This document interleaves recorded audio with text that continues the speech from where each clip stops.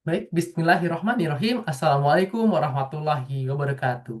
Perkenalkan, saya Muhammad Aufarul Faleh Khairi, mahasiswa Teknik Sipil Universitas Islam Indonesia dengan NIM 225 11252. Dalam kesempatan kali ini, saya akan mempresentasikan hasil observasi saya selama praktik kerja di proyek strategis nasional pembangunan jalan tol Solo Yogyakarta Ngiyak Kulon Progo, Saksi 1, Paket 1.2.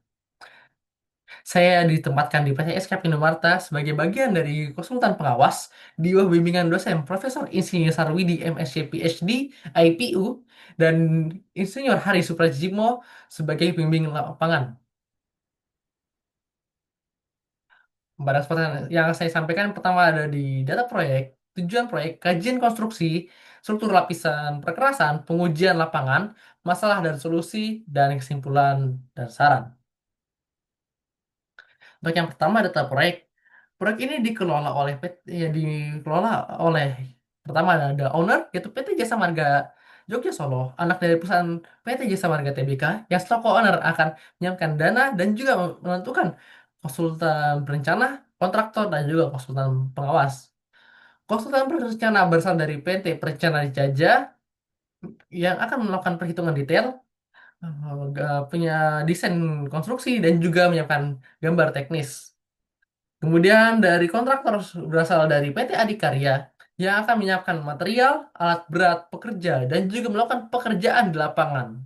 Dan terakhir, konsultan pengawas berasal dari PT SK Indomarta yang bekerja sama dengan PT Hari Hendra Chartered Indonesia yang akan mengawasi progres pekerjaan baik dari quality, quantity, dan juga K3.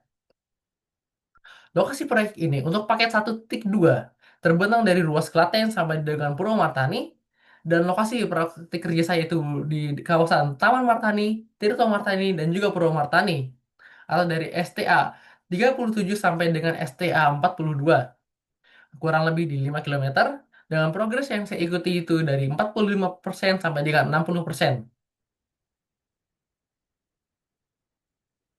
Kemudian, tujuan proyek.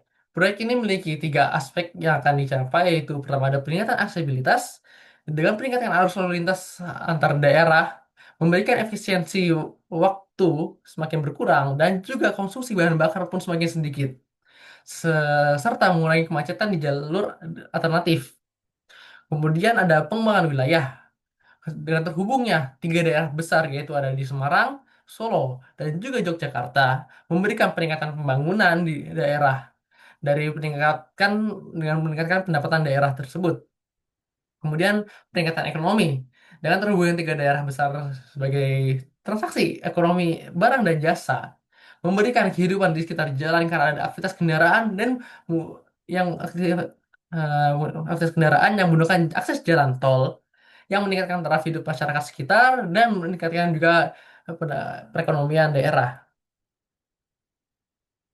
Kemudian ada di kajian konstruksi, yang pertama saya melakukan observasi langsung, melakukan tinjauan langsung ke lokasi proyek terkait pekerjaan yang sedang berlangsung, di mana saya dilakukan selama 10 pekan atau 2,5 bulan dengan melakukan pengawasan dari STA 37 sampai dengan 42 terkait pekerjaan yang ada yang sedang dilakukan, sehingga saya mengamati pekerjaan itu dari awal hingga akhir. Kemudian melakukan wawancara dengan inspektor dan teknisi lab, serta ada juga dengan tim ketiga terkait kegiatan yang berlangsung di lapangan. Eh, Untuk menambah wawasan dan juga data yang saya perlukan. Kemudian ada di lapisan rigid pavement. Eh, Proyek ini menggunakan lapisan rigid pavement atau perusahaan kaku yang terdiri 4 lapisan setelah timbunan. Untuk yang pertama ada di capping layer atau sekat material berfungsi untuk meningkatkan stabilitas permukaan dasar yang dipadatkan hingga 95% dengan ketebalan di 15 cm dengan nilai CBR di 15%. Kemudian ada di subbase course yaitu drainage layer untuk mengalirkan air apabila masuk ke dalam lapisan perkerasan menggunakan agregat kelas A, itu dengan ukuran 0 sampai dengan 30 mm dengan ketebalan di 15 cm dan nilai CBR minimum di 80%. Kemudian ada di base course yaitu lin concrete berfungsi untuk mencegah pumping atau naiknya air dari bawah ke plat beton menggunakan beton em, bermutu FC 10 MPa. Dan terakhir ada di surface course-nya atau plat beton yang akan menjadi badan utama jalan yang akan berinteraksi langsung dengan kendaraan menggunakan beton mutu tinggi yaitu FS 45 dengan ketebalan di 30%. Konfigurasi ini memiliki lifespan hingga 40 tahun dengan maintenance cost itu di 30% lebih rendah dari flexible pavement. Nah, pengujian lapangan yang saya ikuti selama praktik kerja ini ada tiga. Yang pertama ada di Sencon. Sencon ini untuk mengukur kepadatan tanah di lapangan dilakukan pada lapisan timbunan hingga capping layar dengan tingkat kepadatan diharapkan minimumnya di 93% dan dilakukan random sampling.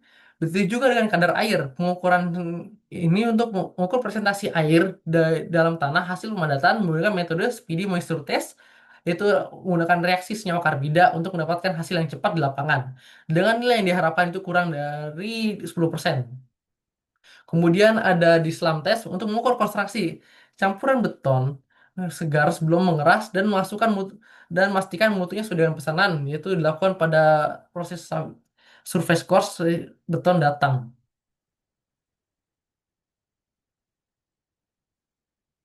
Nah, untuk masa sebagai konsultan pengawas, saya juga harus jeli terhadap masalah yang ditemukan dan dapat menemukan solusi yang untuk dipilih.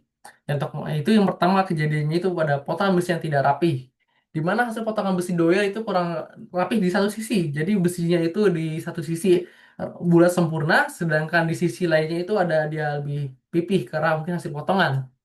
Nah, setelah dilakukan dilakukan kajian ulang, posisi yang tidak rapi ini berada di movement joint, bukan pada fixed joint yang dilas, sehingga tidak mempengaruhi struktur plat beton.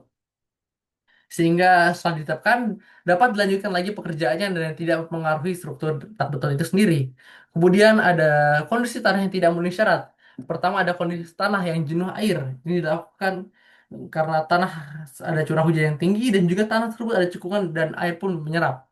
Maka solusinya dilakukan pembongkaran di area yang jenuh air dan dijemur tanah hingga kering. Dan setelah tanah kering akan dipanen kembali dengan alat berat. Kemudian ada variasi ketinggian. Hal ini disebabkan mungkin pada pengangkutan dump truck karena perbedaan material. Maka solusi dilakukan rekayasa ulang ketinggian, baik penambahan ataupun pengurangan material timbunan. Nah, kesimpulan yang saya dapatkan pertama ada proyek ini menemukan rigid pavement karena jalan tol ini akan menjadi jalur perekonomian dengan beban berat dan intensitas yang tinggi. Nah, kemudian sebagai konsultan pengawas, saya harus teliti kepada setiap progres pekerjaan dan dapat mengambil keputusan dengan bijak. Terakhir, kolaborasi multidisiplin akan menghasilkan keberhasilan proyek itu sendiri. Saran saya sebagai mahasiswa mungkin dapat menerapkan IoT atau Internet of Things untuk real-time quality monitoring. Sistem ini dapat memberikan peringatan dini apabila terdeteksi penyimpangan di luar batas toleransi. Kemudian ada penggunaan beton geopolimer yang ramah lingkungan. Dengan solusi ini memberikan pengurangan jejak karbon yang industri konstruksi, walaupun tantangan utamanya akan biaya pun meningkat secara signifikan, serta menggunakan metode karya khusus yaitu dengan berbasis uap.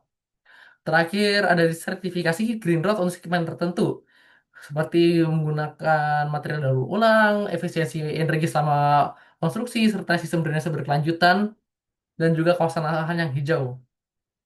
Mungkin dengan penggunaan metode dan juga teknologi ini dapat meningkatkan produktivitas hingga 15 sampai dengan 20%. Oh.